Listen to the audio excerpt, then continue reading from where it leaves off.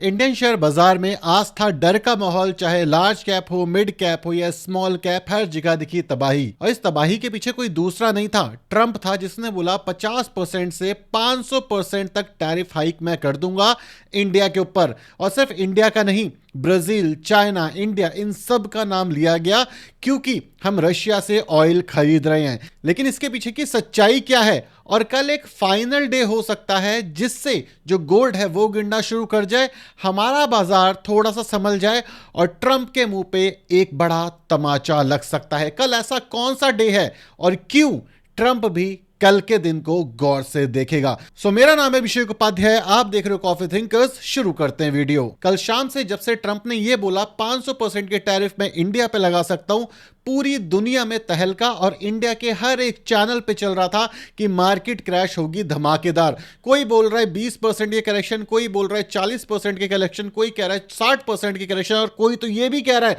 कि बाजार गिर जाएगा तो वापस कभी संभल नहीं पाएगा। तो ये 500% के टैरिफ से इंडिया को क्या सच में इतना नुकसान होने वाला है? एक्चुअली ऐसा है।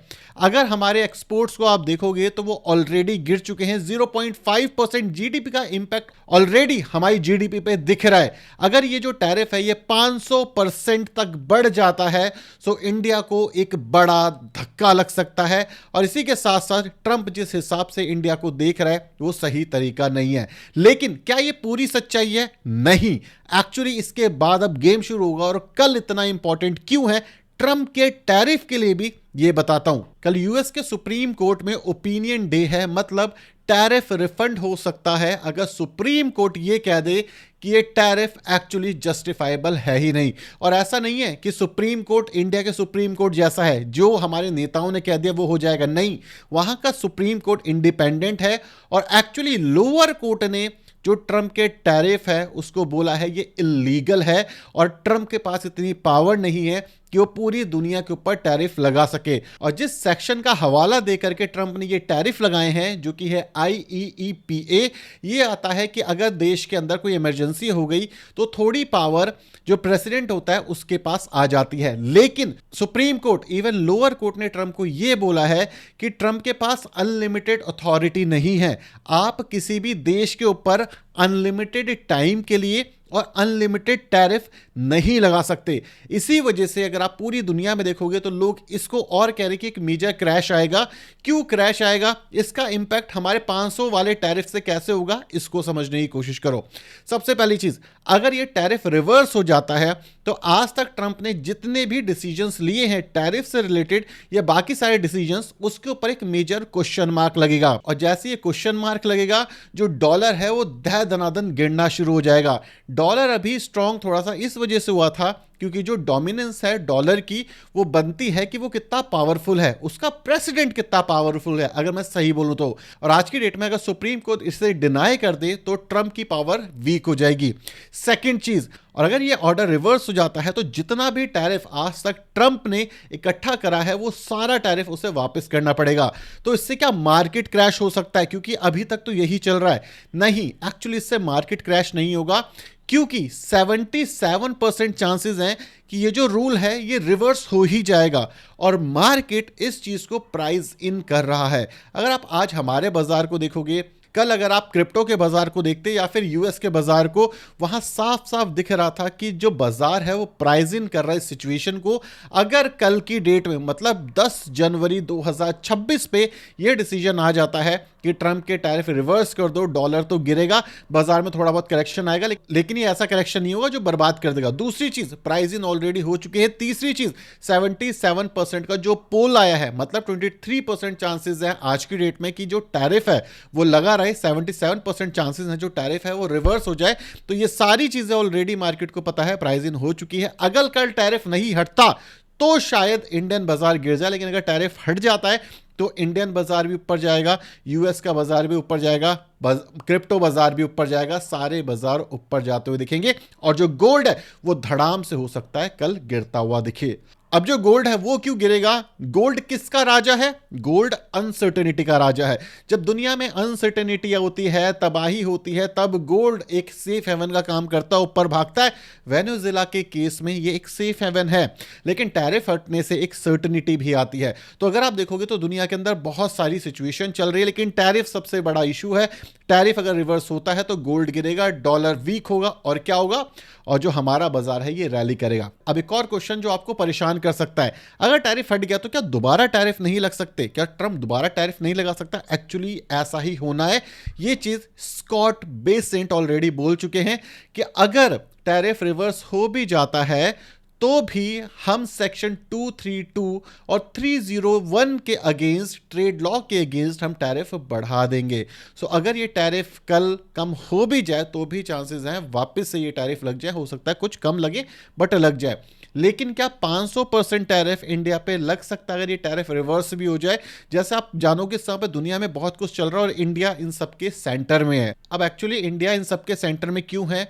इंडिया के पास ना खुद का टेक है जैसे गूगल हो गया, माइक्रोसॉफ्ट हो गया, और ना ही खुद की मैन्युफैक्चरिंग जैसे चाइना के पास है, ना ही कोई मेजर रेयर अर्थ मिनरल, और ना ही कोई ऐसा मोट जिससे जो इंडिया है वो लड़ सकता है यूएस से या फिर चाइना से। इसी वजह से जिसका मन करता है वो इंडिया को लपेट देता है। और यही चीज आज की डेट में हो रही है कि अगर आप टैरिफ हटा भी दोगे तो भी सैंक्शन के अंदर वो 500% का टैरिफ आप पे लगा सकता है। देखो ब्राजील से हमें कुछ लेना देना नहीं है। 500% का टैरिफ अगर चाइना से पे लगा दिया तो यूएस अभी हाथ पैर जोड़ करके अभी रेयर अर्थ मिनरल का जो डील है वो लेकर के आया है, तो वो ऐसा करेगा नहीं। और इंडिया पे 500% का टैरिफ लगा दिया तो हम क्या ही कर सकते हैं? हम तो अभी भी कुछ नहीं कर पाए। जब 50% का टैरिफ लगा तो 500% के टैरिफ पे क्या कर पाएंगे? यूएस क्या चाहता है इंडिया से? यूएस चाहता है कि आप तेल खरीदना बंद कर दो। इंडिया में सबसे ज्यादा तेल रशिया से कौन खरीदता है? आप बताओ। क्या ऑयल इंडिया खरीदता है? क्या सॉरी इंडियन ऑयल खरीदता है? क्या कोल इंडिया खरीदता है? नहीं, रिलायंस खरीदता है। और रिलायंस ने ओपनली बोल दिया कि भाई हम अब रशिया से ऑयल खरीदना बंद कर रहे हैं। मतलब इंडिया का जो मेजर इंपोर्ट है ऑयल से रिलेटेड जो रशिया में हो रहा है वो ऑलरेडी कम हो चुका है। लेकिन ट्रंप क्या चाहता है?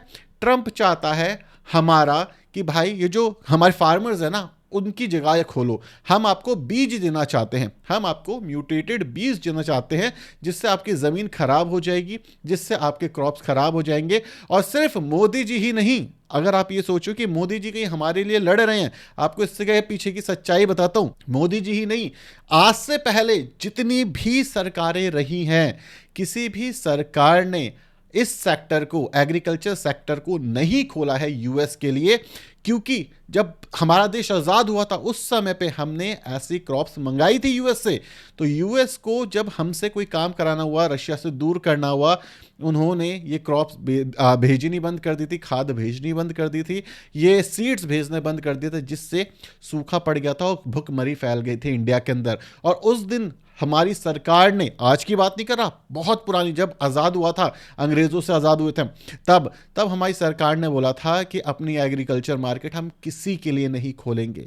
और यही रीज़न है कि चाहे कांग्रेस की सरकार हो, चाहे बीजेपी की सरकार, कोई भी सरकार एग्रीकल्चर मार्केट नहीं खोलती। और जो भी सरकार एग्रीकल्चर मार्केट खोलेगी उसका करियर आप मान लो खत्म हो जाएगा उसी समय पे, चाहे कोई कितनी भी स्ट्रांग पीआर कर ले।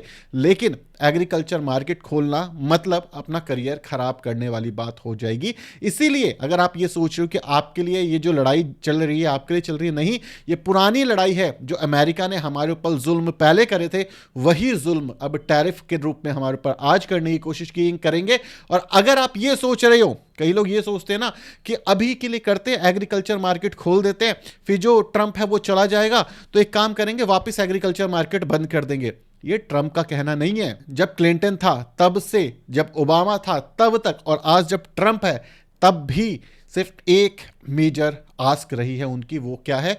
वो है अपनी एग्रीकल्चर मार्केट हमें दो। तो अगर एक बार ट्रंप के लिए ये एग्रीकल्चर मार्केट खुल गई तो आप ये मानो कि जो यूएस के फार्मर्स हैं जो इंडिया सीड भेजेंगे अपना, वो हमेशा अपने जो प्रेसिडेंट है उससे ये उम्मीद रखेंगे कि अब इंडिया की मार्केट बंद ना हो। और अगर 3 साल बाद ट्रंप चला जाता है, आप इंडियन मार्केट खोल देते हो या टैरिफ झेल लेते हो, तो ये याद रखना कि जो आने वाला प्रेसिडेंट होगा वो भी ये टैरिफ आप पे लगाएगा, जो आने वाला प्रेसिडेंट होगा वो भी आपकी एग्रीकल्चर मार्केट को बंद नहीं होने देगा, आने वाला जो प्रेसिडेंट होगा वो भी सेम तरीके के रूल ही फॉलो करेगा, क्योंकि इससे यूएस को फायदा है। तो अगर कोई भी ये सोचा है कि 3 साल बाद ट्रंप चला जाएगा चीजें सही हो जाएंगी, नहीं, ये एक बेसलाइन सेट कर रहा है ट्रंप कि यूएस फर्स्ट। तो आने वाले जितने भी प्रेसिडेंट होंगे वो आने वाले टाइम पे किसी भी लड़ाई झगड़े में नहीं उलझेंगे, वो आने वाले टाइम पे आपके टैरिफ कम नहीं करेंगे, वो आने वाले टाइम पे आपकी एग्रीकल्चर मार्केट को बोलेंगे नहीं कि आप बंद कर लो हम कुछ नहीं करेंगे। अगर आप आज खोलते हो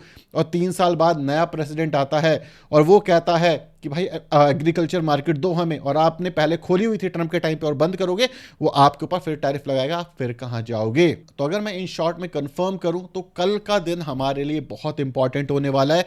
अगर कल डिसीजन अच्छा आ जाता है तो एकदम से हमारा बाजार ऊपर जाएगा। As a stock market investor कह रहा हूं मैं, तो हमारे लिए पॉजिटिव साइन है। कल अगर जो न्यूज़ है, मतलब जो सुप्रीम कोर्ट है यूएस का, वो कहता है कि नहीं आप टैरिफ लगा सकते हो, जिसके चांसेस सिर्फ 23% निकल के आ रहे हैं, मतलब बहुत ही कम है, तो बाजार थोड़ा और गिरेगा।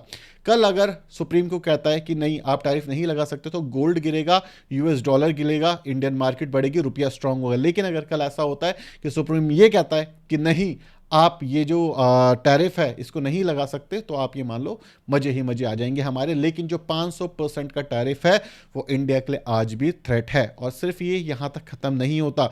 अगर आप इसके रिपल इफेक्ट्स देखोगे तो इंडिया की जो मार्केट छिन गई है हमारे से, और 500% के अगर टैरिफ लग जाते हैं ना तो छिन जाएगी। तो जो वियतनाम है वो उस गैप को फिल करेगा, जो बांग्लादेश है वो उस गैप को फिल करेगा, जो थाईलैंड है वो उस गैप को फिल करेगा। मतलब जो यूएस के लोगों की डिमांड है जो अभी तक इंडिया पूरी करता था अपने एक्सपोर्ट से, वो मार्केट पूरी तरीके से इंडिया से छिन जाएगी। बिकॉज ये लॉन्ग टर्म कॉन्ट्रैक्ट्स होते हैं, और एक बार मार्केट आपसे छिन गई जो आपने वैसी बड़ी मुश्किल से बनाई है, दोबारा बनाना मुश्किल हो जाएगा। तो इंडिया की जो टेक्सटाइल इंडस्ट्री है वो मेजर तरीके से सफ़र कर सकती है। लेकिन इस सब के बावजूद कुछ ऐसी जगहें हैं जो actually long term investment perspective से अमेजिंग दिख रही हैं, अच्छी दिख रही हैं। वो कौन सी जगहें हैं, कल मैंने उसके ऊपर वीडियो बनाई है, यहाँ पे क्लिक करके आप देख सकते हो। तो रिस्क है फॉर श्योर है, लेकिन पैनिक मत करना, चीज़ें हो जाएंगी। As a long term investor बने रहो, एक्सपोर्ट ओरिएंटेड बिजनेस से दूर रहो, और डोमेस्टिक प्लेयर बन करके इन्वेस्ट करो अपने शेयर बाजार में। वीडियो पसंद आई, वीडियो को लाइक और चैनल को सब्सक्राइब कर देना। Thank you so much for watching this video.